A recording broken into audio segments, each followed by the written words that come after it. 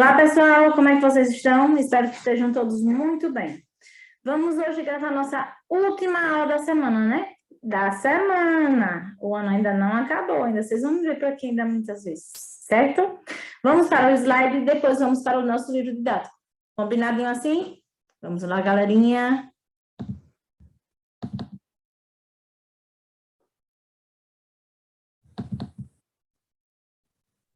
Oh. Aí não tem problema. Vamos ver só se passou demais. Não, tá certo.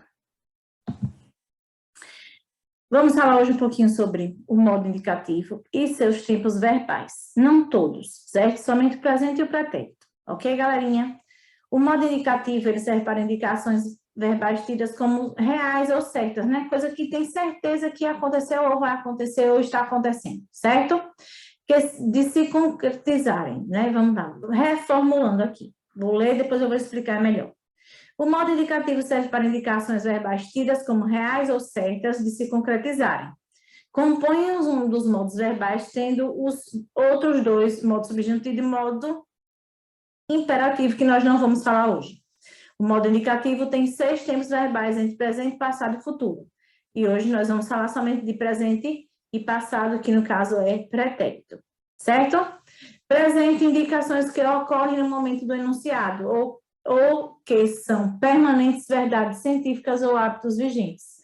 Veja no exemplo o verbo destacado, que está conjugado nesse tempo verbal. Vamos ver. Eu falo sobre o momento presente, né? Eu falo, então eu estou falando agora, certo? Eu falo sobre o momento presente. Já o pretérito perfeito, né? Na forma simples, indica ações que ocorreram e foram finalizadas em momento anterior ao do enunciado, certo? Na forma composta, indica a repetição de uma ação verbal desde o tempo passado até o momento presente. Veja no exemplo o verbo destacado que está conjugado nesse tempo verbal. Eu falei sobre um momento passado, né? Eu falei, então, eu falei, já concluiu, certo, gente? Pretérito imperfeito, indicações que ocorriam e que foram interrompidas no momento anterior ao do enunciado, ou ações que eram habituais no passado. Veja no exemplo, vamos ver lá o exemplo. Eu falava sobre um momento passado. Eu falava sobre um momento passado, né? Agora vamos ao pretérito mais que perfeito. No pretérito mais que perfeito, né? Indicações que ocorrem no momento anterior a outro momento anterior ao do enunciado, ou seja, ao da fala, certo? Em outras palavras, é o passado é o próprio passado, né? Vamos lá. É o passado do passado, certo, gente? É o passado do próprio passado. Também pode indicar um fato vagamente situado no passado. Vamos ao exemplo? Eu falara sobre momentos de outrora antes de ter sido reconhecido por isso. O próprio exemplo, de certa forma, já está dizendo aí o conceito do pretérito mais que perfeito. Eu falara sobre momentos de outrora antes de ter sido reconhecido por isso. Entenderam? Vamos lá.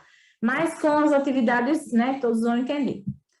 Vamos ao livro didático de vocês, páginas 204, 205 e 206, não é isso, tia Karine? Exatamente. Vamos lá.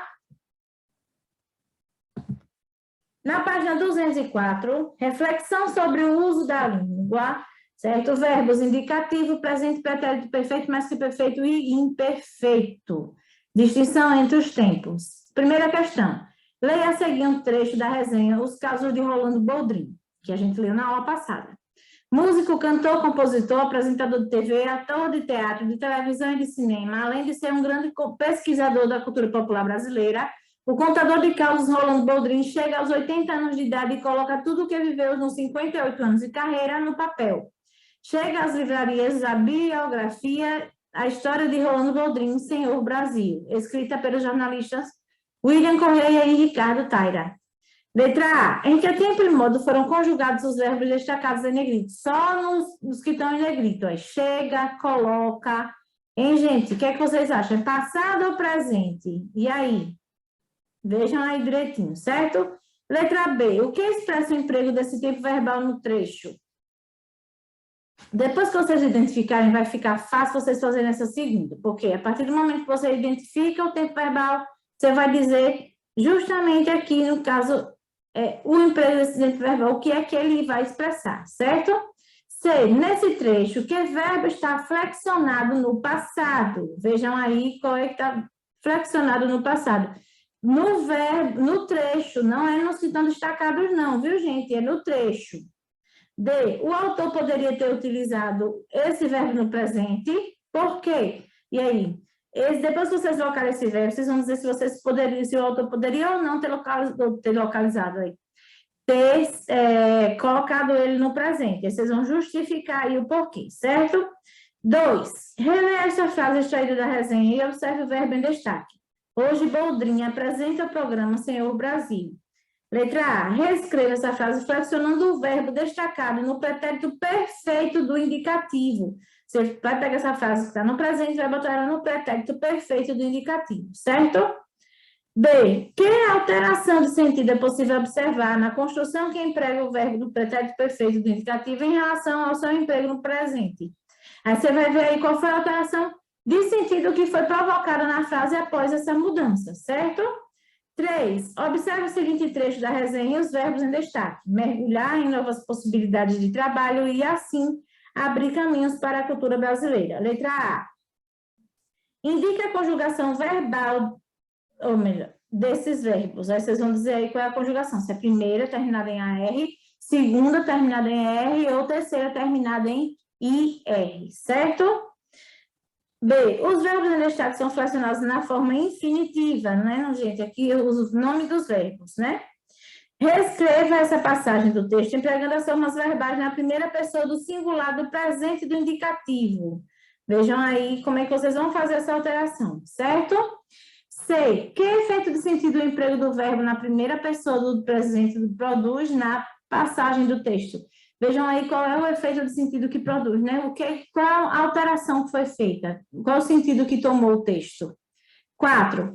Leia também esse trecho da resenha. Bem-humorado, Boldrin revela que topou direto contar sua vida ao receber o convite dos jornalistas Correia e Taira, já conhecidos da TV Cultura, onde hoje Boldrin apresenta o programa Senhor Brasil. Observe, primeiro, Boldrin revela que topou direto contar sua vida. Boldrin revela que topava direto contar sua vida. 3. Boldrin revela que topara direto contar sua vida.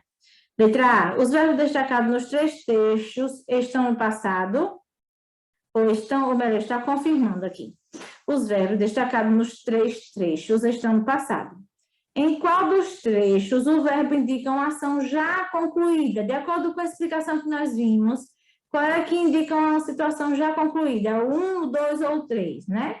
Agora, B. Em qual dos trechos o verbo indica uma ação que acontecia no passado inúmeras vezes com tempo de duração indeterminado, gente?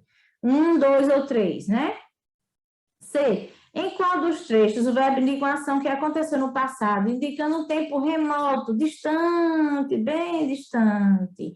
1, 2 ou 3. Não se repetem, viu, gente? Vocês vão botar aí cada uma é a alternativa 2, outra é a alternativa 3, outra alternativa 1, certo? No quadro a seguir, observe a conjugação dos verbos topar nas formas do pretérito do modo indicativo. Bom, aqui tem, no caso, o verbo, né? E aí vai dar para vocês fazerem direitinho essa atividade olhando por aqui mesmo, por essa tabelinha, certo? Tem o verbo no pretérito perfeito, imperfeito e mais que perfeito, certo? No plural, no singular, tudo direitinho, ele todo conjugado direitinho aqui no pretérito perfeito, imperfeito e mais que perfeito. 5. Releia o quadro abaixo extraído do caso o defunto vive e observe os verbos em destaque. A sacudida acordou o dorminhoco, que abriu a tampa do caixão e perguntou: será que já parou de chover? Letra A. Por que o autor empregou o pretérito perfeito nessa passagem do trecho? Vejam a explicação aqui do que é o pretérito perfeito e façam essa questãozinha, certo? B. Reescreva esse trecho substituindo o tempo dos verbos em destaque pelo seu emprego no pretérito imperfeito, né? Vejam aqui de acordo com essa tabelinha. C. Que mudança de efeito de sentido você pode observar em relação ao emprego desse tempo verbal? Aí vejam aí qual foi a mudança de emprego depois que você fez a alteração. Agora, aqui nesse quadrinho amarelo, vamos ver o conceito que o livro traz para vocês de pretérito perfeito, imperfeito e mais que perfeito. O pretérito perfeito é empregado quando nos referimos a uma ação passada e concluída, né? Exemplo, Boldrin revela que topou direto contar sua vida. O pretérito imperfeito refere-se a uma ação que acontecia frequentemente no passado de modo contínuo. Exemplo, Boldrin revela que topava direto contar sua vida. O pretérito mais que perfeito é usado para indicar uma ação que ocorreu antes de outra ação passada ou para indicar um acontecimento situado de forma incerta no passado. Exemplo, Boldrin revela que topara direto contar sua vida. Bom, o exercício está fácil, a explicação creio que foi maravilhosa, né, gente? E aí, o que é que vocês vão fazer agora? Vão lá no canal Educação Itabaianinha, vão curtir o canal, curtir o vídeo e vão comentar, certo? Vocês são o nosso termômetro para saber se nós estamos indo bem ou não. É preciso que vocês comentem lá no vídeo, certo, galerinha? Lembrando, né? Álcool 70 nas mãos para higienização e máscara no rosto, ok? E vamos lá? Um abraço apertado, um beijo no coração e até a próxima com fé em Deus.